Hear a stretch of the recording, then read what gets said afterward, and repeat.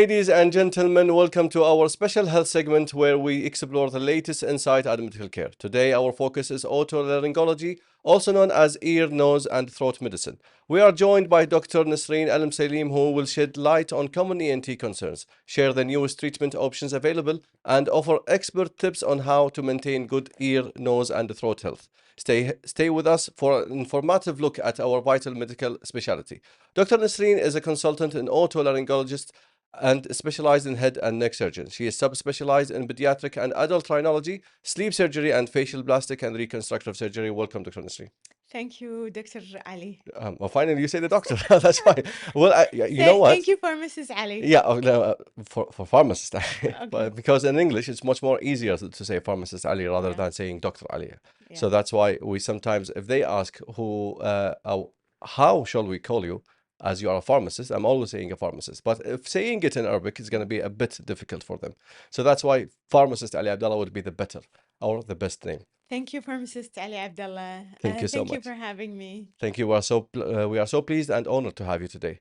Dr. Nasreen, I think there's so much discussions about your major, and so many people want to know about, especially because we are in the winter season now. They want to know more about the allergies, especially in the children. So could you please explain more about the allergies that happen in the children? Allergies is um, more prominent. Like you can see it more in the seasons of fall and Mhm, spring. And nowadays in winter, it's more the viruses mhm, that causing the symptoms that you're seeing. mhm, But you like in next month, like at the end of February, at beginning of March, you'll start to see the symptoms of allergies, mhm. but not because of the pollens, but not the symptoms you see now in children's are mostly it's because of viruses. Okay, that's right. Yeah, So so the main cause will be nowadays is now the is viruses. the viruses mostly. As you have mentioned the symptoms, what are the common symptoms of the allergies?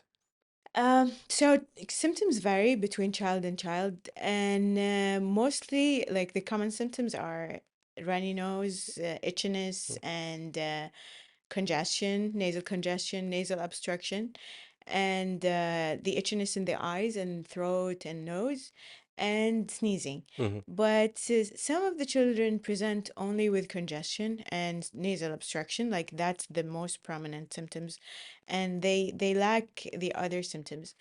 But mostly this is like this is what you will see in those children.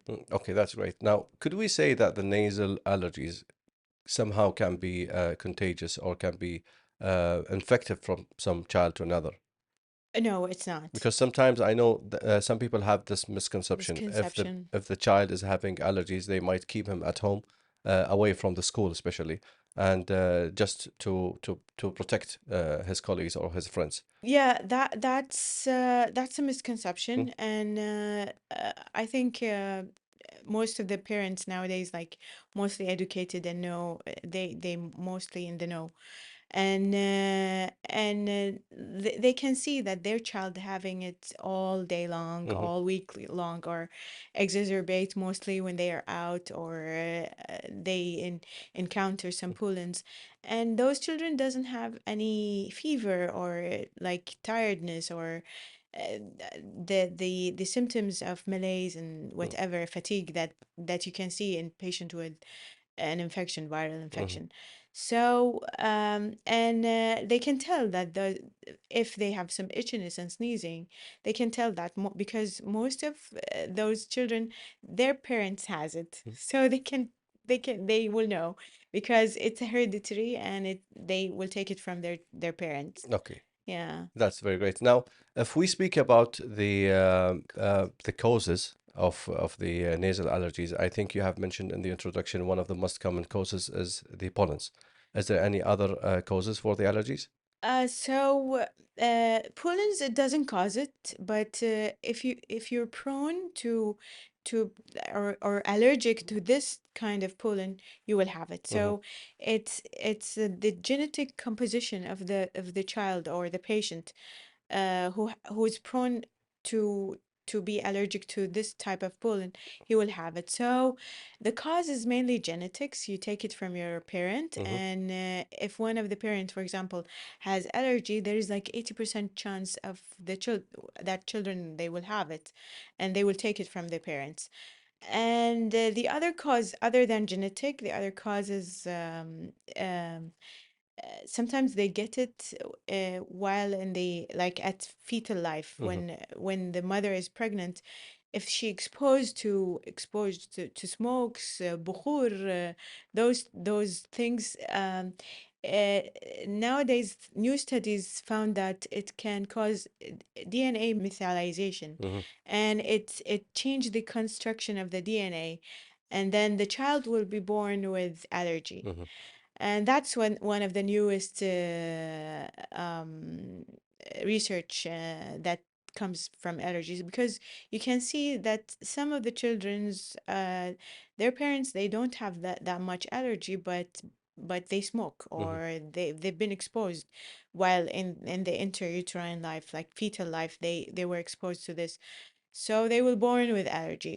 The other thing is that they some of the children, you can see they have a lot severe allergy, and new generations usually have even worse allergies than before. Mm-hmm. You can tell, Yeah. like we can't see it in our grandparents, and but it's more severe now, especially in Kuwait, Mm-hmm. in a developed country. So the problem with developed country, that they try to prevent infectious diseases. They try to prevent all microbes, viruses, bacteria, and they protect the children as much as they can during the first few years of life.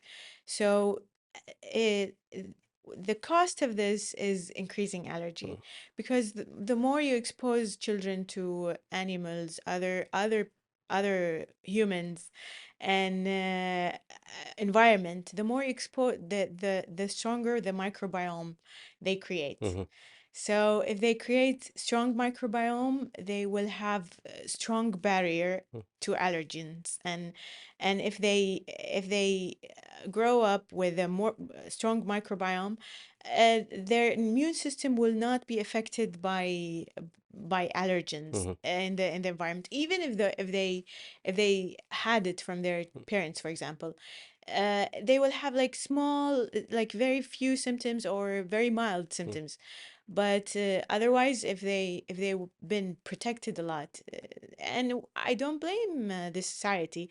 You want to protect your children from bacteria. You know, this is a very big Uh, debate now we it have in the is, society, because some parents they might have extra protection, and some others might not have any protection at all. yeah. So I think some parents they cannot be somewhere in the middle, as you have said, to make the child is exposed to the To environment, environment. let's say. Yeah. But as you said, as a specialist, it's very good for the child to be exposed to the It microbes. is. Yeah. It is. Like the one of the famous studies that been they noticed a child with many siblings, Mm-hmm. they have milder allergy than other children. If you have many siblings, like for example, he was born in a big family Mm-hmm. with four elder sibling, and so he's exposed to those microbiome, different microbiomes from his sibling. Mm-hmm. So he will create a stronger immunity, stronger microbiome. It's like a shield that protect them. Mm-hmm. And also, they found that younger children, when they were exposed to farms, and they've been taken to farms, and they've seen animals at like younger than 2 or 3, they still also they will have a strong microbiome, and their chance of getting allergy is much less than others. Okay, I think Yeah. you have mentioned enough environmental factors that might affect the child to have the nasal allergies, such as, like, as you said, exposed to animals, or even like the natural environment with the grasses and everything. Mhm. But if we leave the nasal allergy untreated, is there any consequences on the children? Yes, actually, because when you don't treat allergy usually causing swelling of the tissue inside the nose. Mm-hmm. So this swelling will obstruct the airway, and Mm-hmm. it will limit the amount of air that goes into your nose. And we all, as human, we are absolute nasal breather. We Mm-hmm. should not breathe from our mouth. Mm-hmm. And when you have this obstructed nose, a swollen tissue, it will harbor bacteria, and it will increase the size of lymphoid tissue in the nose and mouth, which is the tonsil and adenoid. And the adenoid is a lymphoid tissue situated at the back of the nose. And if it gets hypertrophied and enlarged, which means enlarged, it will totally obstruct the breathing.